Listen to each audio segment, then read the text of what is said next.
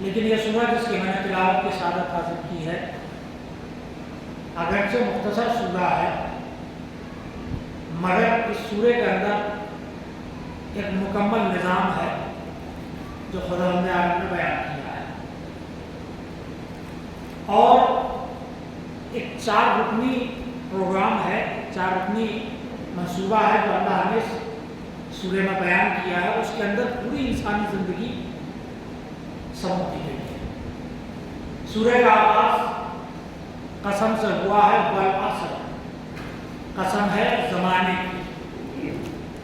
بات کو آگے بڑھانے سے پہلے ایک بات عرض کر دوں، میرے خیر خواہوں میں سے خیر خواہ نے کل وہ چکے مجھ سے عمر میں چھوٹے ہیں اس لیے حکم تو نہیں کہوں گا، خواہش کا اظہار کیا کہ ہمارے یہاں معاشرے میں قسمیں بہت کھائی جاتی ہیں، بات بات پر قسم کھائی جاتی ہے، اور قسمیں بھی کیسی کیسی، حضرت عباس کے علم کی قسم، حضرت عباس کی قسم، امام حسین کے خون کی قسم، امام حسین کی قسم، اس طرح کی ساری قسمیں کھائی جاتی ہیں۔ اگرچہ ارادہ میرا کچھ اور تھا مگر جب انہوں نے خواہش کا اظہار کیا تو ارادہ ملتوی ہوا، اور پھر میں نے اس مناسبت سے قرآن مجید کا ایک مختصر سورہ جسے میں نے منتخب کیا۔ قسم کے سلسلے میں ہمارے یہاں معلومات بہت کم ہیں، لوگ جانتے نہیں ہیں کہ قسم کھانے کا طریقہ کیا ہے، قسم کب کھانی چاہیے، اور اگر قسم کو پورا نہ کیا جائے تب کیا ہوگا۔ قسم کھانا تو بہت آسان ہے، میں قسم کھا لوں، آپ قسم کھا لیں، آپ قسم کھا لیں، لیکن وہ قسم کو پورا کرنے کا نتیجہ کیا ہے اور کیا کرنا پڑے گا، یہ چونکہ بہت سے لوگوں کو نہیں پتا ہے اس لیے فوراً ایک دم قسم کھا لیتے ہیں۔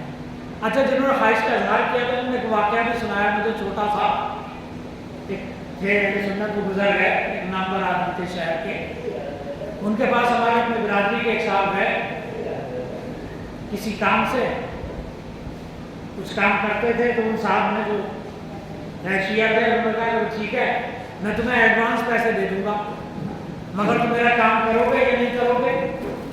تو کہنے کے لگے اللہ کی قسم میں کروں گا، بولے نا جناب عباس کی قسم کھاؤ، یعنی وہ جو غیر ہے اس نے کہا نا اللہ کی نہیں، جناب عباس کی قسم کھاؤ۔ بولے کیوں؟ یہ اللہ سے بڑے، بولے بڑے نہیں ہیں مگر تم ان کی قسم جب کھاؤ گے تو پورا کرو گے۔ آپ اندازہ کر رہے ہیں؟ تو اس طرح کی چیزیں بہت ہے۔ اللہ نے قرآن مجید میں قسم سے آغاز کیا ہے، سورہ کا والعصر، قسم ہے زمانے کی۔ اس کا مطلب یہ ہے کہ قسم صرف انسان نہیں کھاتے ہیں، خالق انسان بھی کھاتا ہے۔ اب سوال یہ ہے کہ قسم کا مطلب کیا ہے، کیوں کھائی کھائی جاتی ہے، کیا اس کا فلسفہ ہے؟ یہ ایک چیز ہے۔ دیکھیے قسم کبھی اس لیے کھائی جاتی ہے کہ جس کی ہم قسم کھا رہے ہیں وہ ہم سے بڑا ہے، ہماری نظر میں ہم سے بڑا ہے۔ ظاہر ہے کہ اللہ جو قسم کھائے گا تو اللہ سے بڑا تو کوئی ہے ہی نہیں، سوال ہی نہیں ہے۔ قرآن مجید کے 44 سوروں میں اللہ نے 111 قسمیں کھائی ہیں، 111 قسمیں۔ سب سے زیادہ قسمیں سورہ والشمس میں ہے، والشمس وضحاہا، قسم سورج کی، والقمر اذا طلاہا، قسم چاند کی، تو ساری کی ساری قسمیں ہیں۔ والنہار اذا جلاہا واللیل اذا یغشاہا والسماء وما بناہا والارض وما طحاہا، یہ ساری کی ساری قسمیں ہیں۔ زمین کی قسم، آسمان کی قسم، رات کی قسم، دن کی قسم، انسانی نفس کی قسم، یہ ساری کی ساری قسمیں ہیں جو اللہ نے کھائی ہے۔ تو قسم کیوں کھائی جاتی ہے؟ ایک وجہ اور بھی ہے، اور وہ وجہ یہ ہے کہ اپنی بات میں زور پیدا کرنا، مگر قسم اس چیز کی کھائی جائے جو باعظمت ہو اور مقدس ہو اور موقع اور محل سے مطابقت رکھتی ہے۔ یہ بہت اہم بات ہے۔ یہ نہیں کہ ہر قسم ہر جگہ کھائی جائے، نہیں، اللہ نے بھی جو قسمیں کھائی ہیں وہ کچھ موقع ہیں، کچھ مناسبتیں ہیں جو اللہ نے قسمیں کھائی ہیں۔ سورہ قرآن مجید کے سورہ میں اللہ نے قسم کھائی ہے وقت کی، زمانے کی قسم ہے، زمانے کی، چاند و سورج کی نہیں کھائی۔ یہاں پر کیا کہا؟ والعصر، قسم ہے زمانے کی، ان الانسان لفی خسر، بے شک بتحقیق سارے انسان خسارے میں ہے، گھاٹے میں ہے۔ بہت توجہ کیجیے گا، اللہ نے زمانے کی قسم کیوں کھائی؟ اس لیے کھائی ہے کہ زمانہ گزر رہا ہے، اب جو فائدہ اٹھا لے وہ فائدے میں ہے، جو اسے ہاتھ سے جانے دے وہ نقصان میں ہے۔ سلوات بھیجے گا محمد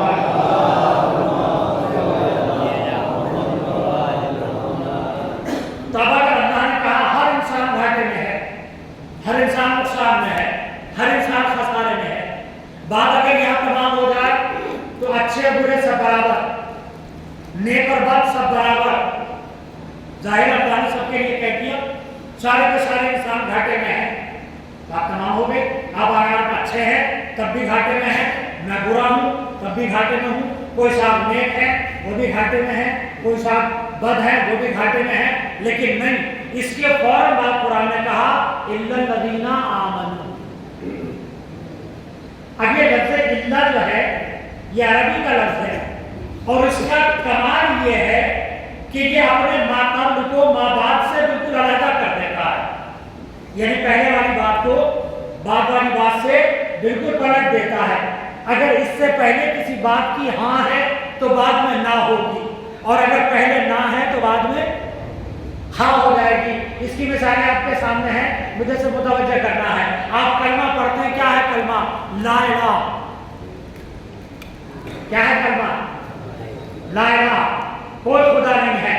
اگر بات یہی تمام ہو جائے تو مطلب کیا ہے؟ کوئی خدا ہے ہی نہیں، لیکن اس کے بعد کیا ہے؟ الا اللہ، کوئی خدا نہیں ہے مگر اللہ خدا ہے۔ یعنی کیا مطلب ہوا؟ پہلے سارے خداؤں سے انکار ہے، بعد میں ایک اللہ کا اقرار ہے۔ تو اللہ کا کام کیا ہے کہ اگر پہلے انکار ہے تو بعد میں اقرار، اور اگر پہلے اقرار ہے تو بعد میں انکار، یہ اس کا کام ہے۔ ایک آیت اور سن لیجیے گا، قُلْ لَا أَسْأَلُكُمْ عَلَيْهِ أَجْرًا، لوگ آئے نبی کے پاس اجر رسالت دینے کے لیے، بڑی زحمت اٹھائی ہے، ہم یہ چاہتے ہیں کہ ہم سے کچھ صلہ لے لیجیے، نبی خاموش ہے، فرشتہ نازل ہوا، آنے کے بعد کہتا قل، آپ یہ کہہ دیجیے ان لوگوں سے لا أسألكم علیہ اجرا، میں تم سے کوئی سوال نہیں کرتا اجر رسالت کے سلسلے میں۔ اگر آیت یہی تمام ہو جائے تو مطلب صاف ہے کہ امت کے اوپر کوئی ذمہ داری نہیں ہے، کوئی ذمہ داری نہیں امت کے اوپر، مگر قرآن نے بات کو آگے بڑھایا، الا المودۃ فی القربی، مگر میرے قرابت داروں سے مودت کرو۔ توجہ ہے میری بات پر؟ تو اللہ نے کیا کیا؟ پہلے انکار اور بعد میں اقرار۔ اب اس سورہ پر آپ آ جائیے گا، کیا کہا قرآن نے؟ والعصر، قسم ہے زمانے کی، ان الانسان لفی خسر، سارے انسان، سارے کے سارے انسان گھاٹے میں ہیں، خسارے میں ہیں۔ بات یہاں تمام ہو جائے تو سب گھاٹے میں ہیں، مگر اللہ نے آگے کیا کہا؟ الا الذین آمنوا، مگر وہ لوگ جو ایمان لائے۔ اس کا مطلب یہ ہے کہ جو اللہ سے پہلے والے ہیں وہ سب گھاٹے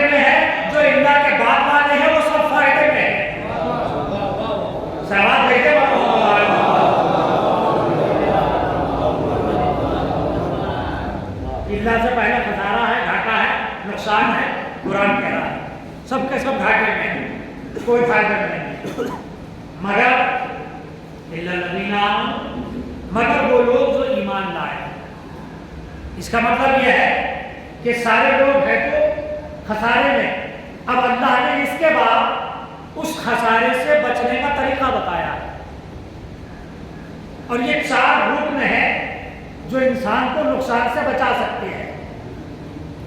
آپ کو متوجہ کرنے کے لیے ایک بات عرض کرتا ہوں، ہر سرکار، ہر گورنمنٹ اپنے کچھ یوجنائیں چلاتی ہے، کچھ خواتین سے متعلق ہوتی ہیں، کچھ بچوں سے متعلق ہوتی ہیں، کچھ بوڑھوں سے متعلق ہوتی ہیں، کچھ کسی خاص کمیونٹی سے متعلق ہوتی ہیں۔ ابھی ایک پروگرام تھا گورنمنٹ کی طرف سے، ہمیں بلایا تھا، سارے اسکول والے گئے تھے، یہاں حیدر پور کے پاس ایک گروکل ہے بہت بڑا ہے، اس میں گئے تھے۔ تو اس میں لوگوں کو یہ بتایا گیا کہ سرکاری اسکیمیں کیا کیا ہیں۔ پروگرام کافی لمبا تھا، بھی بیٹھے رہے اس پہ، مگر ساری باتوں کا ہم نے کام نہیں دھرا۔ وجہ یہ تھی کہ جو ہم سے متعلق تھی وہ اسی میں مزہ آ رہا تھا، جو ہم سے متعلق نہیں تھی اس میں مزہ نہیں آ رہا تھا، سیدھی سیدھی بات۔ اب وہ خواتین سے جو متعلق تھی ہمیں کیا انٹرسٹ ہوتا، ان کے لیے کیا کیا پروگرام ہے، جو بچوں سے متعلق تھی ہمیں کیا دلچسپی تھی مثال کے طور پر، مگر جو اسکولوں سے متعلق تھی، ظاہر ہے ہم اسکول سے وابستہ ہے تو ہماری دلچسپی تھی، ہم سن رہے تھے۔ تو جو یوجنا جس سے متعلق ہے وہ اسے سنتا ہے، مگر قرآن ایک ایسی یوجنا ہے جو سب سے متعلق ہے، سب کو سننا پڑے گا۔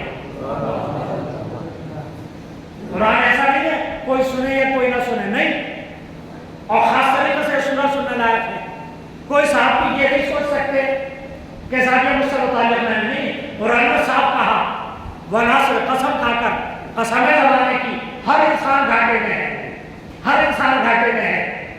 بات رہ جائے کہ ہمیں بات پورا کرتا چلوں، میں نے بیان کیا کہ قسم اللہ نے بھی کھائی ہے 111 مرتبہ قرآن مجید میں، 111 مرتبہ، اور اللہ نے کچھ قسمیں اپنے لیے کھائی ہیں اپنی ذات سے متعلق، وہ تقریباً 76 یا 78 قسمیں ہیں جو اللہ نے اپنی ذات سے متعلق کھائی ہیں، ورنہ باقی جتنی قسمیں ہیں وہ اور چیزوں سے متعلق ہیں۔ ابھی میں نے عرض کیا تھا سورہ شمس، سورج کی قسم، چاند کی قسم، رات کی قسم، دن کی قسم، یہ ساری کی ساری قسمیں۔ پھر ایک مقام پر اللہ نے نبی کریم کے لیے کہا، لوگوں نے کہا تیری جان کی قسم، نبی کے لیے اللہ نے کہا تمہاری جان کی قسم، اور بہت سی قسمیں ہیں، والتین والزیتون، یہ ساری کی ساری قسمیں ہیں جو قرآن نے کھائی ہیں۔ یہاں سے ایک بار بات سمجھ میں آئی کہ غیر اللہ کی قسم کھانا شرک نہیں ہے، اور اگر شرک ہوتا تو اللہ خالی اپنی قسمیں کھاتا، غیروں کی قسمیں نہیں کھاتا۔ پہلی بات تو یہ ہو گئی۔ اب دوسری بات سنیے گا، قسم جو کھائی جاتی ہے بہت اہم بات ہے، اور نہ رہ جائے گی بیچ میں۔ جو ایک دم سے ہم قسم کھا لیتے نا کسی بھی چیز کی، پتہ چلا عالم پر ہاتھ رکھ دیا، عالم کی قسم، زری پر ہاتھ رکھ دیا، اس کی قسم، تو اتنا سن لیجیے گا کہ اگر قسم پوری نہ کی جائے تو کفارہ واجب ہو جاتا ہے۔ قسم کوئی ہلکی پھلکی چیز نہیں ہے، انسان پر کفارہ واجب ہو جاتا ہے اگر انسان اپنی قسم پوری نہ کرے، اور زیادہ قسمیں کھانا انسان کی تباہی کا سبب بن جاتا ہے۔ اس لیے کہ جو لوگ زیادہ قسمیں کھاتے ہیں ان کی نظر میں اصل میں اس چیز کی عظمت نہیں ہوتی ہے جس کی بار بار قسم کھا رہے ہیں، ورنہ اگر آدمی سوچ کر قسم کھائے اور یہ سوچ کر قسم کھائے کہ اسے مجھے پورا کرنا ہے، اور اگر پورا نہ کر سکا تو کفارہ ادا کرنا پڑے گا، یہ بات بہت اہم ہے۔ تو قسم اس طریقے سے نہیں کہ ہر جگہ ایسی کھا لی جائے، نہیں، سوچ سمجھ کر، وہ بھی وہاں جہاں واقعی ضرورت ہے، جہاں واقعی ضرورت ہے وہاں پر، وگرنہ اگر شرعی اعتبار سے دیکھیں تو مومن کی زبان ہی تو سب کچھ ہے، مومن کو تو زبان ہی سب کچھ ہے، اس نے اپنی زبان سے کہہ دیا اور بات تمام ہو گئی، قسم کھانے کی ضرورت ہی نہیں ہے۔ لیکن اگر سامنے والے کو مثال کے طور پر اطمینان نفس کے لیے وہ چارہ کے ساتھ قسم کھائے کوئی حرج نہیں ہے، قسم کھا لیجیے، مگر یہ سوچ کر کہ اسے پورا کرنا ہے، ورنہ کفارہ واجب ہو جائے گا۔ میں مختصر طریقے سے ایک بات عرض کروں، میں جلدی سے موضوع کی طرف آؤں۔ 6 نمازیں ہیں جو ہم پر واجب ہوتی ہیں، 6 نمازیں کسی بھی انسان پر جو واجب ہوتی ہے۔ ایک، روزانے کی نماز صبح سے شام تک نماز پر جگانا۔ دوسرے، نماز جنازہ، کوئی مر گیا اس کی نماز واجب ہے۔ بڑے بیٹے پر باپ کی قضا نمازیں جو واجب ہے وہ عرض کر رہا ہوں۔ نماز طواف، حج میں گئے تو نماز واجب ہے۔ نماز آیات، زلزلہ آ گیا، سورج گرہن ہوا، چاند گرہن ہوا، یہ 5 ہو گئے۔ اب جو چھٹی ہے اس کے اندر 3 چیزیں شریعت نے ایک ساتھ ملا دی ہیں، وہ کیا ہے؟ نذر، قسم، عہد۔ یہ 3 چیزیں ہیں جو ایک ہی میں آ گئی ہے۔ ہمارا بھی منت مانی جاتی ہے، اسی کو نذر کہتے ہیں۔ نذر مان لی میں یہ کام کروں گا مثال کے طور پر، تب اگر نذر مانی ہے اور انسان نے اس کے مقابلے کو چیز رکھی ہے، میرا یہ کام ہو جائے تو میں یہ کام کروں گا، تو اگر وہ کام ہو جائے تو پھر وہ دوسرا کام کرنا واجب ہو جائے گا۔ انسان قسم کھا لے، واللہ میں 2 رکعت نماز پڑھوں گا، ادھر اس نے کہا واللہ، ادھر اس کے پر نماز واجب ہو گئی۔ اب وہ جو 2 رکعت نماز ہے یہ واجب ہے، سنت نہیں ہے، بہت توجہ کیجیے گا۔ اور اگر وہ نہ پڑھے تو اسے کفارہ ادا کرنا پڑے گا، اللہ سے عہد کر لے، ایگریمنٹ کر لے، پروردگار میں تیری خاطر تیرے لیے 2 رکعت نماز پڑھوں گا، تو نماز واجب ہو جائے گی۔ تو قسم کو سمجھنا، سوچ کر بہت اطمینان کے ساتھ کہ قسم کھانی ہے تو اسے پورا کرنا ہے چونکہ واجب ہے، اور اگر اسے پورا نہیں کیا تو پھر اس کا کفارہ بھی ادا کرنا پڑے گا۔ اللہ نے قسم کھائی ہے زمانے کی قسم کھانے پر اللہ نے کہا ہر انسان خسارے میں ہے، گھاٹے میں ہے۔ بہت توجہ کیجیے گا، اللہ کو ضرورت نہیں تھی قسم کھانے کی، اللہ بغیر قسم کے لیے اگر اپنی بات کہہ دیتا تو اس کو ماننا ہر مومن کے لیے ضروری تھا، لیکن یہاں پر ایک بات تو سمجھ میں آ گئی کہ جس کی بات بغیر قسم کھائے کہنے پر ماننا ضروری ہو، اگر قسم کھا کر بات کہے تو کتنا وزن ہوگا؟ اگر اللہ بغیر قسم کھائے کوئی بات کہے تو صاحبان ایمان کے لیے اس پر یقین رکھنا واجب ہے یا نہیں ہے؟ بالکل واجب ہے، ضروری ہے، ایمان کا جز ہے۔ لیکن اللہ قسم کھا کر کہہ رہا ہے ہر انسان گھاٹے میں ہے، خسارے میں۔ اب یہاں سب کے سب آ گئے، لفظ انسان اس میں جنس ہے، اس میں عورت اور مرد دونوں آ جاتے ہیں، خالی مرد نہیں آتے ہیں، عورت اور مرد دونوں ہیں اس لفظ انسان کے اندر۔ سب کے سب گھاٹے میں ہیں، سب کے سب خسارے میں۔ اب یہاں جتنے لوگ بیٹھے ہیں ان سب کو متوجہ ہونا چاہیے، اس لیے کہ ہم سب انسان ہیں، اور اللہ قسم کھا کر کے کہہ رہا ہے ہم سب کے سب گھاٹے میں ہیں، ہم سب خسارے ہیں۔ مگر اللہ نے بات آگے بڑھائی، الا الذین آمنوا، مگر وہ لوگ جو ایمان لائے۔ اس کا مطلب یہ ہے کہ اس نقصان سے بچنے کا کوئی راستہ ہے۔ وہ راستہ کیا ہے؟ وہ راستہ ہے ایمان اختیار کرنا۔ پروردگار ہم ایمان لے آئے اس بات پر کہ تو ایک ہے، قیامت آئے گی، تو نے نبیوں کو بھیجا ہے، تو نے قرآن نازل کیا ہے، صراط ہے، سلسبیل ہے، کوثر ہے، حوریں ہیں، رحمان ہے، پل صراط ہے، یہ ساری کی ساری چیزیں ہم نے تسلیم کر لی تو بات کیا پوری ہو گئی؟ کہ نہیں، اسلام اس جذبے کا نام نہیں ہے جس کے اندر جمود پایا جاتا ہو، ایمان اس جذبے کا نام ہے جس میں حرکت پائی جاتی ہو، اور حرکت بغیر عمل کے ظاہر ہو ہی نہیں سکتی۔ بہت توجہ، اس لیے اللہ نے کیا کہا؟ الا الذین آمنوا وعملوا الصالحات۔ دوسرا طریقہ گھاٹے سے بچنے کا، ایمان لائے، خالی ایمان کافی نہیں ہے بلکہ اعمال صالحہ انجام دیں۔ چلیے ایمان بھی لے آئے، اچھے اعمال بھی کرنے لگے، نقصان سے بچ گئے، کہ نہیں ابھی ایک کام اور باقی ہے، وتواصوا بالحق، لوگوں کو حق کی وصیت کرنا، لوگوں تک حق پہنچانا، ہو گیا کام کا نہیں؟ وتواصوا بالصبر، صبر کی ترغیب کرنا، حق پر باقی رہ ہی نہیں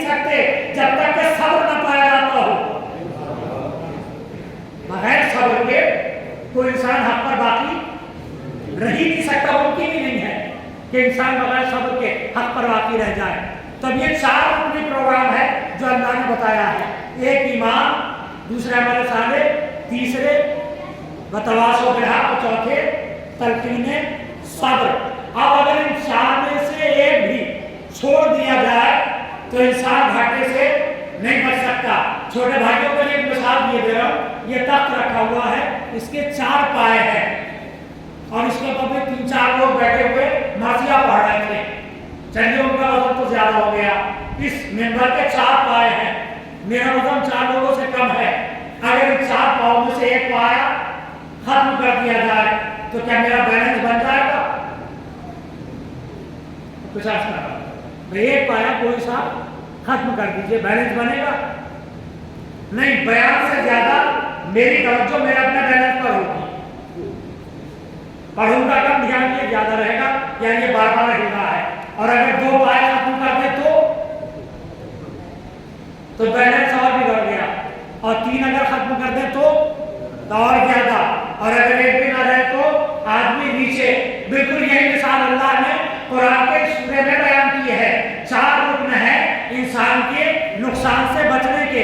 اب اگر ایک بھی چھوڑ دو تو بیلنس بنانا مشکل ہے. 2 چھوڑ دو بیلنس اور ڈس بیلنس ہوگا. 3 اگر چھوڑ دو تو معاملہ اور خراب. اور اگر ایک بھی اختیار نہ کرو تو کلی طور پر نقصان. توجہ ہے؟ شراب دینے کو محمد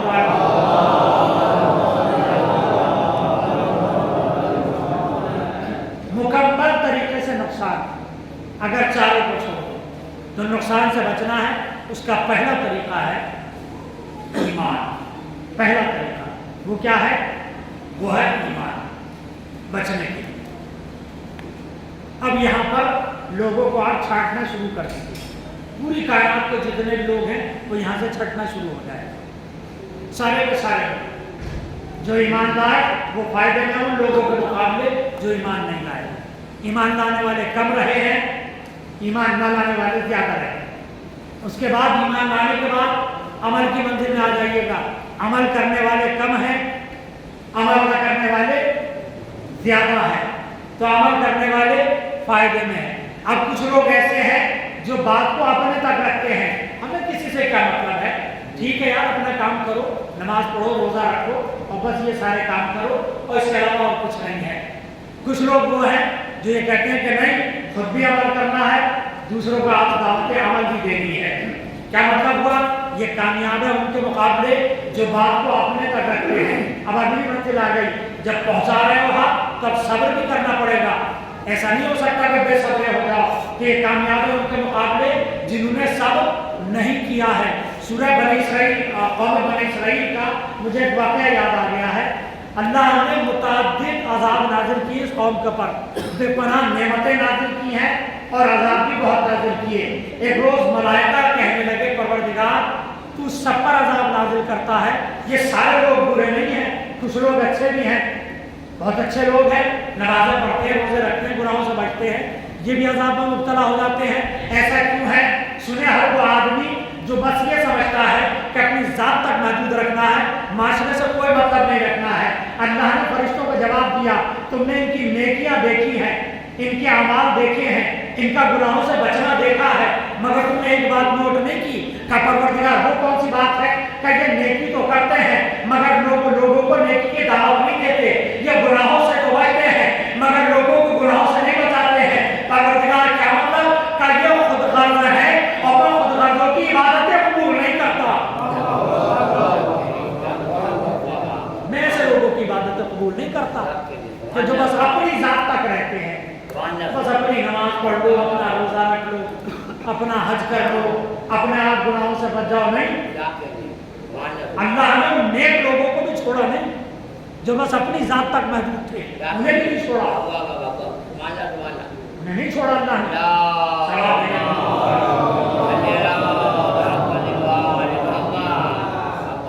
بڑا مشہور واقعہ ہے. حضرت موسیٰ ایک مقام سے گزر رہے تھے.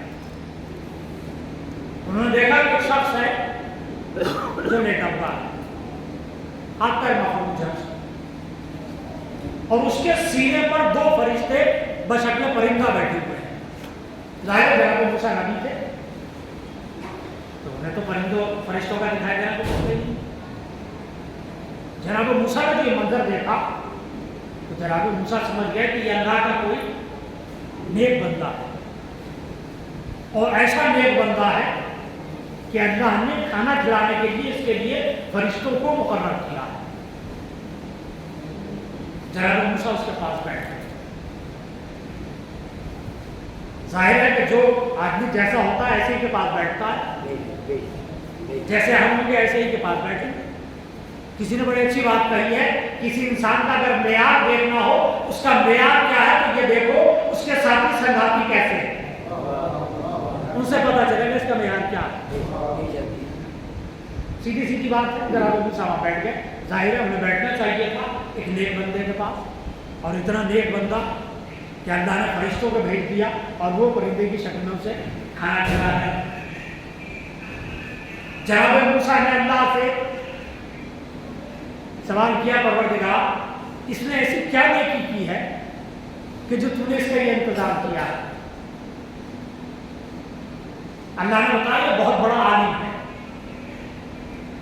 बहुत बड़ा आलिम है, नेक आदमी है, इसने इल्म के मुताबिक अपनी जिंदगी गुजारी, ये जितना सीखता गया उतना अमल करता चला गया, जो बात इसे मालूम होती चली गई उसके मुताबिक ही अमल करता चला गया।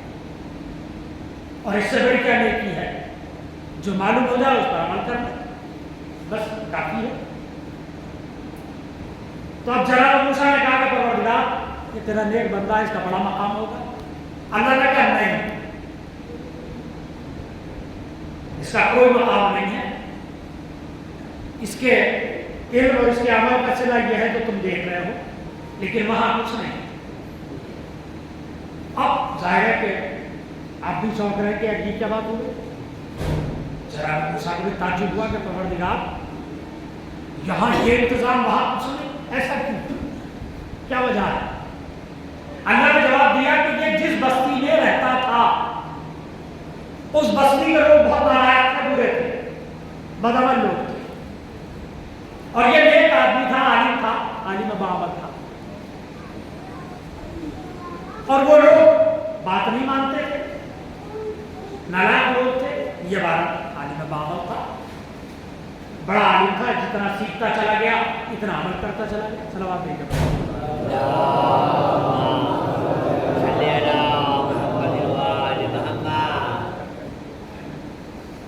तो जनाब मूसा ने पूछा कि ये उन लोगों को उनके हाथ पर छोड़कर यहां चला आया, अगर ये उस बस्ती में रहता और उन लोगों को समझाता, उन्हें डराता मेरे अज़ाब से, उन्हें शौक दिलाता मेरी नेमतों का, तो हो सकता था सब न सही कुछ लोग अल्लाह की नेमतों के शौक में अच्छे रास्ते पर आ जाते, अल्लाह के अज़ाब के खौफ में उसकी मुखालिफत से बाज आ जाते।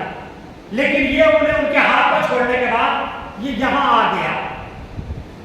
इसके यहाँ आने की वजह से जो कुछ लोग राह रास्त पर आ सकते थे, अब वो मेरे अज़ाब से दो चार होंगे।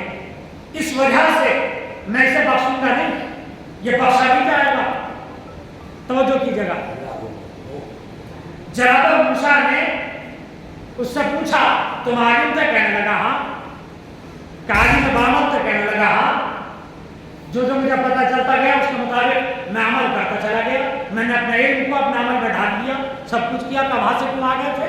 कब वो नारायण रोते मेरी बात सुनते नहीं थे, मैं उनसे दूर रहना चाहता तो मुझे उनसे गिनाने लगी थी, मैं यहाँ आ गया। जनाब मूसा ने कहा तुम्हें पता है वो जो तुम्हारा इल्म अमल है उसका सिला तो तुम्हें अल्लाह ने ये दे दिया, मगर आखिरत में तुम्हारे लिए कुछ नहीं है। कहा क्यों? कहा इसलिए कि अगर तुम वहाँ लोगों को समझाते तो सब न सही कुछ लोग तो ऐसे होते जो राह रास्त पर आ जाते। अब तुम्हारे आने की वजह से वो लोग जो है अल्लाह का अजाब बर्दाश्त करेंगे, उनके पर अजाब इलाही होगा। ये सुनने के बाद वो आलिम रोने लगा और इतना रोया, इतना ज़्यादा पता रोया कि जनाब मूसा भी मुतवज्जे हुए और जनाब मूसा ने सवाल किया क्यों रो रहा है? इस वजह से कि वहाँ तुम्हारे लिए कुछ नहीं है। उसने एक अजीब सा जुमला कहा, कहने लगा कि कलीमुल्लाह, ऐ अल्लाह के नबी, ये तय हो चुका है कि अल्लाह मेरे पर अज़ाब नाज़िल करेगा। तो अब मैं एक बात आपकी खिदमत में अर्ज़ करता हूँ, आप अल्लाह से कलाम करते हैं, मेरी गुजारिश है उस اس تک پہنچا دیجیے گا. گزارش یہ ہے کہ اللہ میرے اوپر تو عذاب نازل کرے گا ہی، یہ تو طے ہو چکا ہے. بس اتنی سی گزارش ہے کہ وہ لوگ جو میری وجہ سے راہ راست پر آ سکتے تھے اور میرے یہاں آنے کی وجہ سے اب وہ راہ راست سے بھٹک گئے ہیں، اللہ ان کے بدلے کا عذاب بھی میرے اوپر نازل کر دے، انہیں معاف کر دے. ان کے بدلے کا عذاب بھی میرے اوپر تو ہونا ہی ہے، جہاں اتنا ہوگا میں اور برداشت کر لوں گا. ان کے بدلے کا عذاب بھی اللہ میرے اوپر نازل کر دے اور اللہ انہیں معاف کر دے. ادھر اس نے یہ کہا، ادھر جبریل آنے کے بعد کہنے لگے موسیٰ اس سے کہو ہم نے اسے معاف کر دیا، ہم نے اسے معاف کر دیا. کہ پروردگار سمجھ میں نہیں آیا کہ ہم تمہیں یہی تو بتانا چاہتے ہیں جب احساس خطا ہو جائے اسی احساس کا نام توبہ ہے. سوال دیکھیں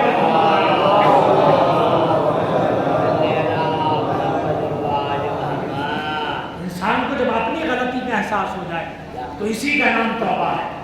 تو اللہ نے قرآن کی 4 آیتوں کے اندر 4 باتیں بیان کر دی. ایمان لاؤ، عمل کرو. خالی عمل نہیں کرنا ہے، دوسروں تک حق پہنچانا ہے. خالی حق پہنچانے پر نہیں رکنا ہے، نہیں.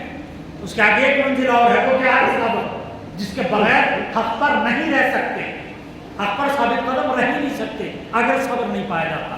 ممکن ہی نہیں ہے کہ انسان باقی رہ جائے. تو پہلا مرحلہ ہے انسان کے ایمان کا. میں معذرت کے ساتھ عرض کر رہا ہوں، سر فہرست میں خود ہوں، آپ بعد میں آئیں گے اور ہو سکتا ہے آپ آئیں بھی نہیں، میں ہی رہ جاؤں اگر اس کا رحم شامل حال ہو سکتا ہے آپ بخشے جائیں. اللہ کا رحم کرنا.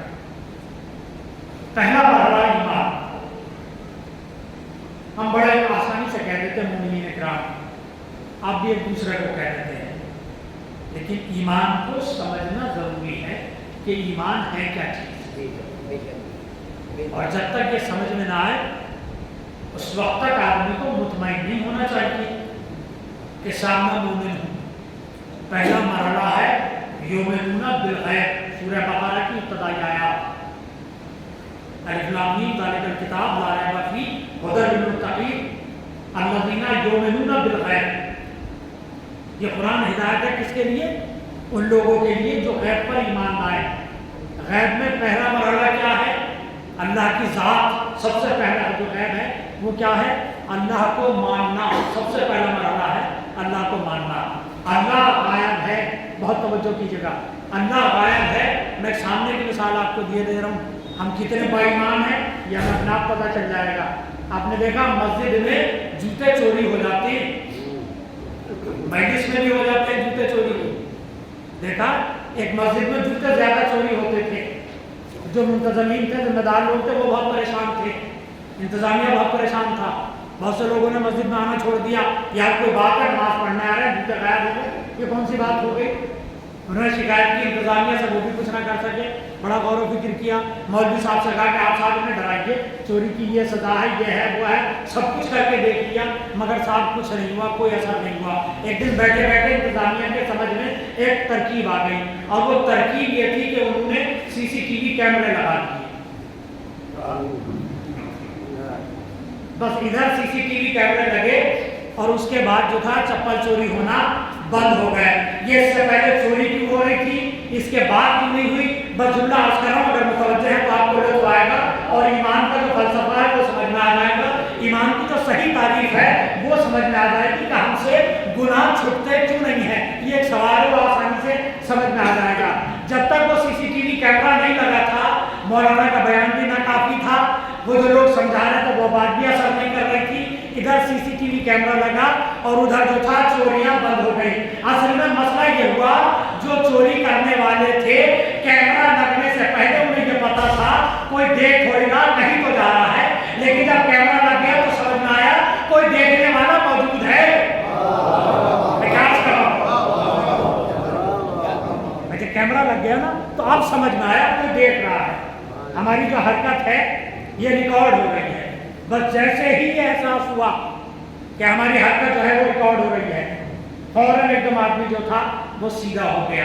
بس ایمان کی جو صحیح فلسفہ تعریف ہے وہ یہی ہے، ہمہ وقت ہر جگہ اللہ کو حاضر و ناظر جاننا، اب اگر ایسا کر لیا جائے تو گناہ اپنے آپ تمام ہو جائیں گے۔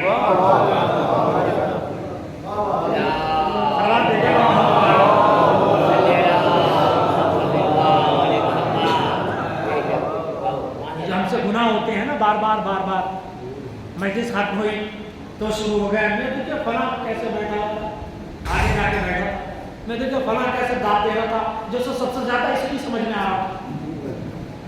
ہاں لوگ طنز کہتے ہیں کہ دیکھو کیسے داد دے رہا تھا جسے اس کی سمجھ میں آ رہا تھا سب کچھ۔ مطلب یہ لحاظ ختم، کہاں بیٹھے تھے، کہاں آئے تھے، بھائی یہیں شروع ہو گئے۔ مسجد میں دیکھ لیجیے یہی حال ہے، بس جلدی جلدی تسبیح تمام کی، شروع میں سنا کیا ہوا فلاں کیا آئے تو کچھ اور کرنے لگے کچھ اور۔ کیا مطلب ہے؟ یقین ہی نہیں ہے کہ کوئی دیکھنے والا ہے، یقین نہیں ہے اصل میں۔ اور اگر یقین ہو جائے تو سوال ہی نہیں ہے کہ انسان گناہ کرنے لگے۔ اگر یقین ہو جائے تو پھر مطلب ہی نہیں بنتا ہے کہ انسان گناہ کرے۔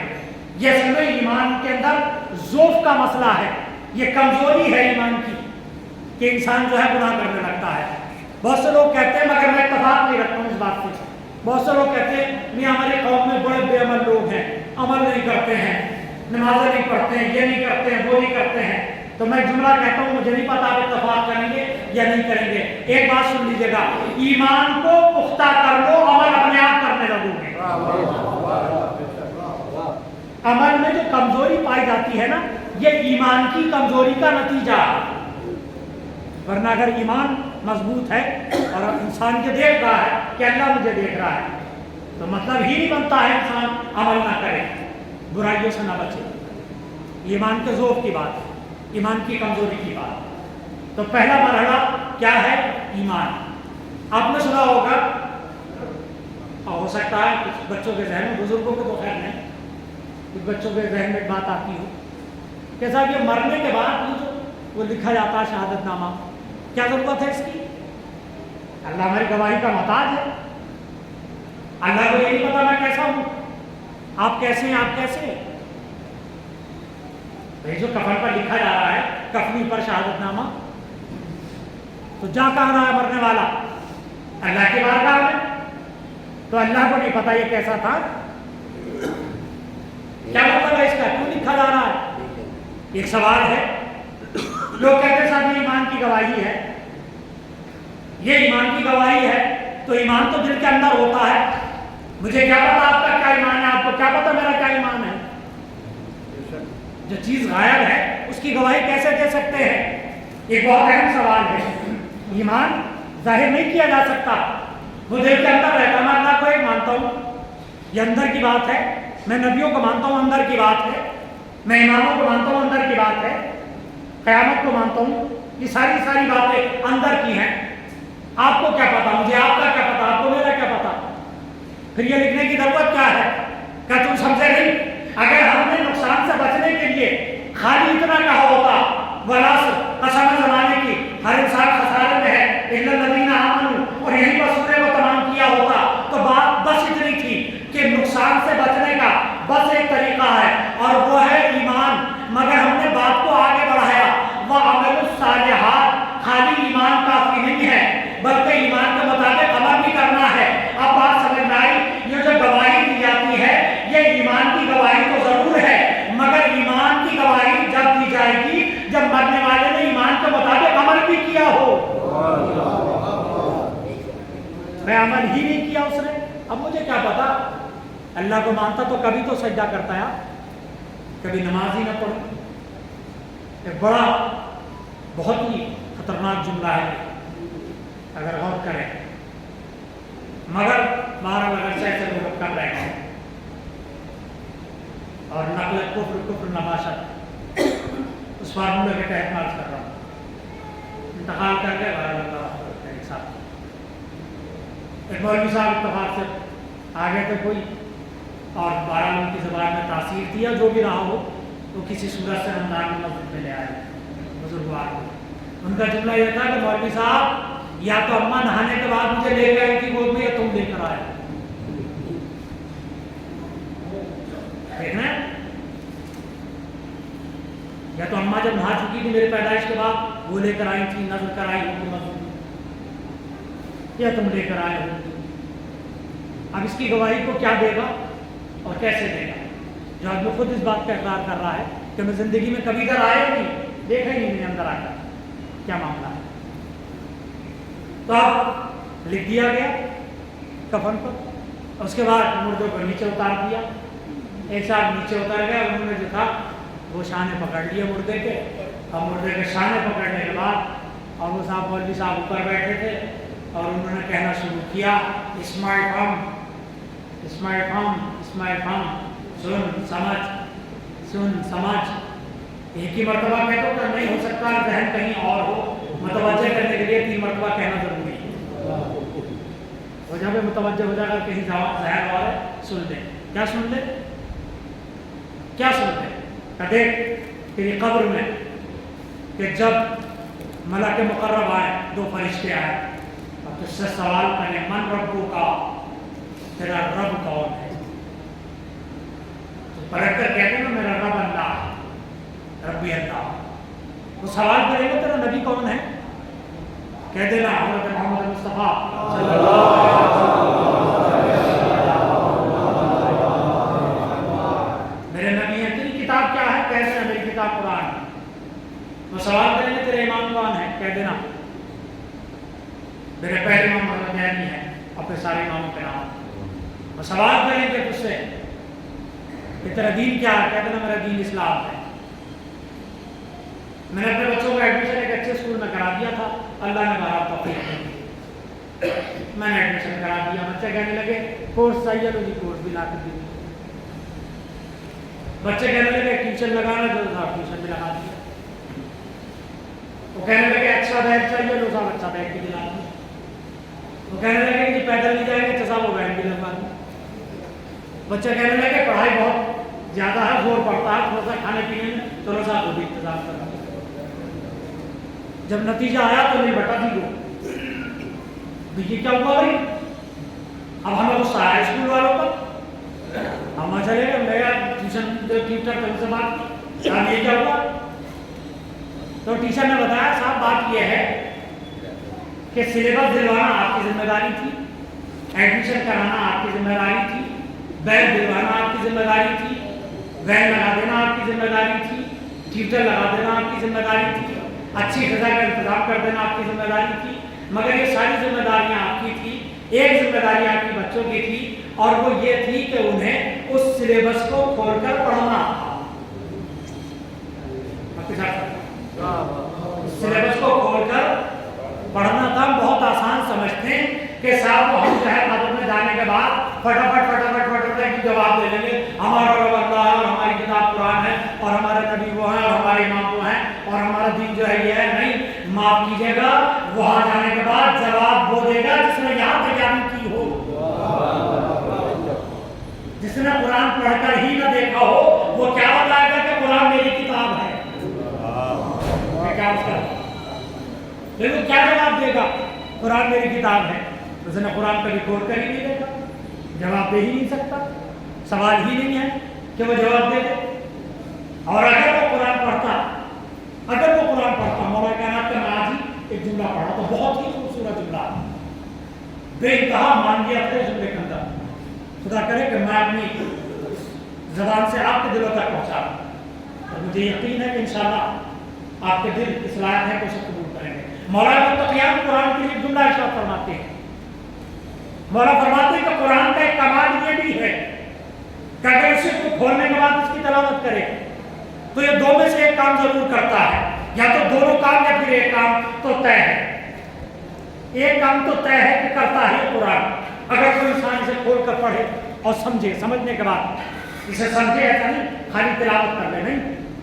مولا فرماتے ہیں 2 کام طے ہیں مگر ایک تو بالکل پکا ہے تو ہونا ہے. دیکھیں قرآن کا فائدہ. پہلا کام مولا فرماتے ہیں ایک وہ اپنے نیکیوں میں اضافہ کر لے گا اسے پڑھ کر، اچھے کام کرنے لگے گا. دوسرے اپنے گناہوں میں کمی کر لے گا. لیکن اگر وہ نیکیوں میں اضافہ نہ بھی کر سکا تو کم از کم اپنے گناہوں میں کمی کر لے گا جب عذاب کی آیتیں اس کے سامنے آئیں گی تو عجب نہیں کہ قرآن اس کے دل پر اثر کر جائے. اچھا جھوٹ بولنے کا یہ نتیجہ ہے, اچھا غیبت کا یہ نتیجہ ہے, اچھا چغلی کا یہ نتیجہ ہے. بہت سے لوگوں کو واٹس ایپ پر ایک میسج آیا ہوگا, ایک فوٹو بھی آیا ہوگا, بڑا اچھا فوٹو ہے سمجھدار کے لیے, بظاہر بڑا بھدا سا لگے گا آپ کو, لیکن اس کے پیچھے جو میسج ہے, اس میسج نے اس فوٹو کو بڑا خوبصورت بنایا ہے. ڈاکٹر کہتے ہیں آپ کے لیے بڑے کا گوشت نقصان دہ ہے, ریڈ میٹ. ڈاکٹر کہتے ہیں ریڈ میٹ آپ کے لیے نقصان دہ ہے, بڑے کا گوشت نہیں کھانا. جس کا خدا نہ خاصتا سفید وہ ہو جاتے ہیں گھر پہ, اس کے لیے کہتے ہیں مچھلی کا نقصان, مچھلی کا جو گوشت ہے انہیں کا اس کے لیے وہ نقصان دہ ہے. کسی کے لیے مرغے کا گوشت نقصان دہ ہے. بہت توجہ کیجیے گا, مگر یہ روحانی ڈاکٹر بتاتے ہیں ایک گوشت اور ہے جو نقصان دہ ہے, اور وہ ہے اپنے مردہ بھائی کا گوشت. وہ ہے اپنے مرے ہوئے بھائی کا گوشت, اور وہ کیا ہے, وہ ہے غیبت. قرآن کی آیت ہے سورہ حجرات میں, یہ حدیث نہیں ہے, روایت نہیں, آیت ہے کہ اگر کوئی انسان غیبت کرتا ہے تو ایسا ہے جیسے اس نے اپنے مرے ہوئے بھائی کا گوشت کھایا, مرے ہوئے بھائی کا گوشت کھایا. تو خالی یہ ریڈ میٹ نقصان نہیں کی حد ہے, اس کا نقصان اتنا ہے کہ موت ہو جائے گی, اس کا نقصان یہ ہے کہ جہنم میں چلے جائیں گے. یہ بڑا نقصان ہے. تو بہرحال 4 چیزیں ہیں جو اللہ نے بیان کی ہیں. ایمان لاؤ, اعمال انجام دو, اچھے اعمال, دوسروں کو کس طرح متوجہ کرو, اور اس کے ساتھ ساتھ پھر صبر بھی کرو. اور جس نے بھی یہ 4 مرحلے گزار دیے وہ نقصان سے بچ جائے, وہ فائدے میں رہے. پوری تاریخ پڑھ جائیں گے. اس سورے کی اگر صحیح تفسیر ہے تو وہ کربلا میں دکھائی گئی. صحیح تفسیر, مکمل تفسیر کربلا میں دکھائی گئی,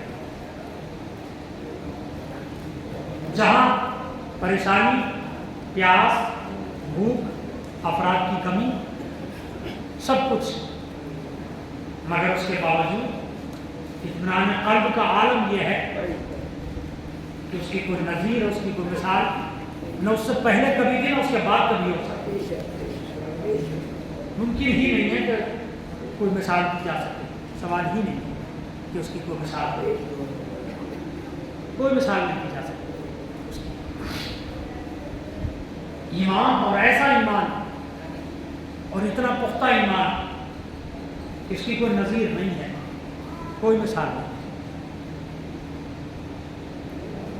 اور یہ ایمان معرفت کی روشنی میں ہے, علم کی روشنی میں, خالی جذبات نہیں. جذبات پر علم کا پہرا ہے, معرفت کا پہرا ہے. سبیاشن کے امام حسین نے کہا جاؤ چلے جاؤ, میں نے تمہارے سروں سے بیان کہا اٹھا لیا. خاموشی, سناٹا, کہ گھبراؤ نہیں, تمہاری نجات کا میں ضامن ہوں, جاؤ چلے جاؤ. میں آپ کی طرف سے بھی اور اپنی طرف سے بھی ایمان سے گزارش کروں گا, میرا مولا آپ عالم الغیب ہیں, آپ کو پتا ہے کوئی جانے والا نہیں ہے, ان میں کوئی جانے والا نہیں ہے, پھر آپ ان سے کہہ کیوں رہے ہیں؟ تم سمجھے نہیں, دنیا کو یہ بتانا ہے کہ اپنی مرضی سے میرے پاس آئے ہیں, میرے لحاظ میں نہیں رکے ہوئے ہیں. ایسا نہیں کہ میرے لحاظ میں رک گئے, نہیں, میں تمہیں بتانا چاہتا ہوں کہ ان کی ایمان کی بلندی کیا ہے. میں ان سے ضمانت لے رہا ہوں ان کی جنت کی, مگر پھر بھی کمی. اب دیکھیے گا کربلا والوں کی معرفت کا پیمانہ کیا ہے, معیار کیا ہے. انہیں تو یہ ہو سکتا تھا کہ جناب مسلم ابن اوسجا پہلے کھڑے ہو جاتے, مگر حفظ مراتب کا خیال دیکھیں, اس بات کا انتظار کیا پہلے ان کے گھر والوں میں سے کوئی کھڑا ہو, اور وہی ہوا کہ سب سے پہلے جناب عباس کھڑے ہوئے. بس اب اس کے بعد تو راستہ کھل گیا تھا صاحب کے لیے. ادھر اقربا نے اپنی بات رکھی, اور اب اس کے بعد جو تھے انصار کھڑے ہوئے. کہ یہ نہیں ہو سکتا کہ آپ کو چھوڑ کر چلے جائیں. 70 مرتبہ بھی اگر یہ زندگی ملے تب بھی یہ نہیں ہو سکتا کہ آپ کو چھوڑ کر چلے جائیں. ये मुमकिन नहीं है कि आपको छोड़कर चले जाएं। बस अब उसके बाद इमाम हुसैन ने एक एक शहीद को उसका मकाम शहादत दिखाया, एक एक शहीद को उसका मकाम शहादत दिखाया। खातून के सारे सवाल की मजलिस है। करबला सिर्फ मर्दों का कारनामा नहीं, मर्दों का किरदार तो 10 मुहर्रम को तमाम हो गया, और उसके बाद तो मर्दों में दो चार लोग हैं, चौथे इमाम है, पांचवें इमाम है और खुद उसके बाद जो किरदार है वो खवातीन का किरदार है। और अहम बात यह है, अगर देखिए रोने के लिए तसव्वुर शर्त, अहम बात यह है कि जितने प्यासे वो लोग थे ना तो करबला में शहीद हो गए, इतनी प्यासी ये खवातीन भी हैं और इनकी प्यास अभी खत्म नहीं हुई, इन्हें शाम तक जाना है, इन्हें शाम तक जाना है। और भूखा प्यास का आलम यही होगा, यही आलम होगा। मुस्लिम सजा को कुर्बान कर दिया, शहीद हो गए। देखा कि बच्चा है तो खेमे से निकला और नरकयाता की तरफ जाता है। जनाब हबीब से कहा इमाम ने, हबीब देखो कौन है, किसका बच्चा लेकर आओ।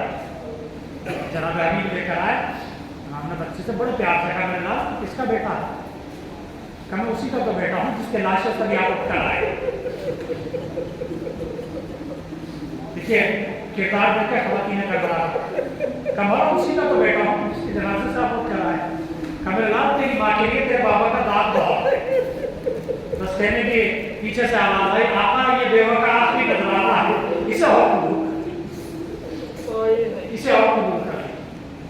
यह किरदार खवातीन करबला है।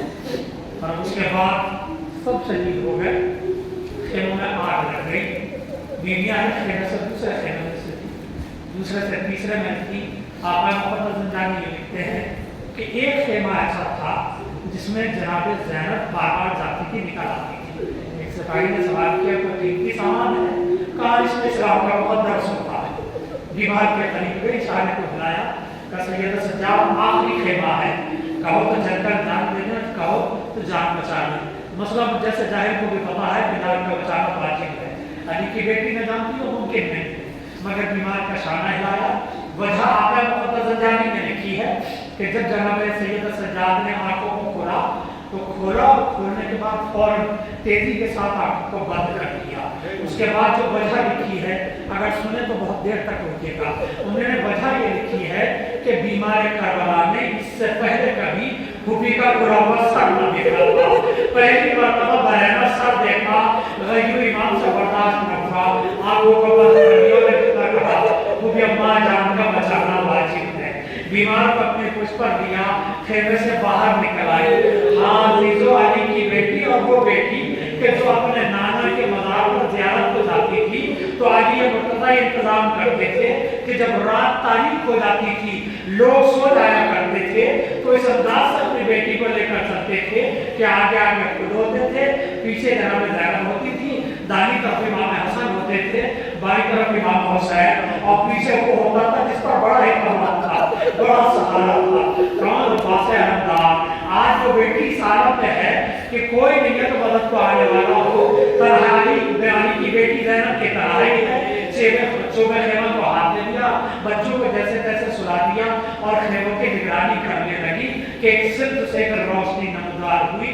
जनाब ज़ैनब समझी शायद कोई रोकने के लिए आया, आगे बढ़कर आवाज दी, वो आने वाले आप मेरे खेमे को कुछ नहीं बचाना है, अब इधर बताना।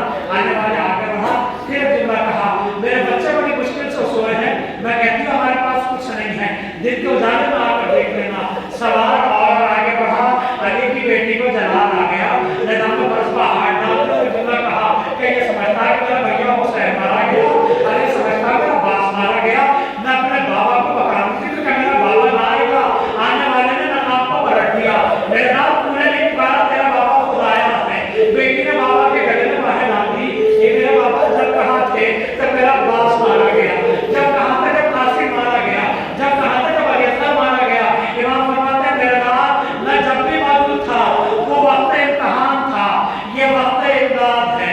मैंने सारे मंजर देखे हैं, मेरे लाल के घोड़े मेरे लाल की जनाजे पर इधर के घोड़े इधर दौड़ रहे थे, जमीन करबला दर्द बरदा थी, फरात का पानी दे दो छलका मनाती बिना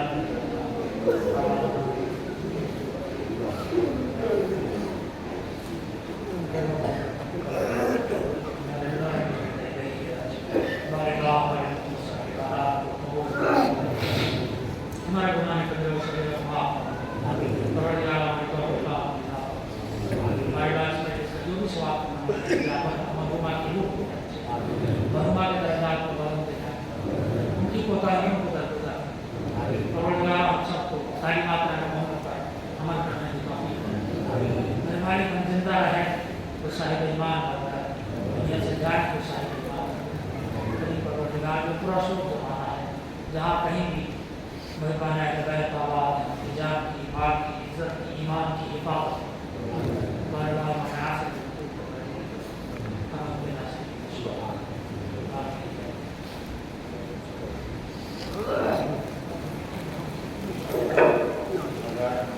Pak ya,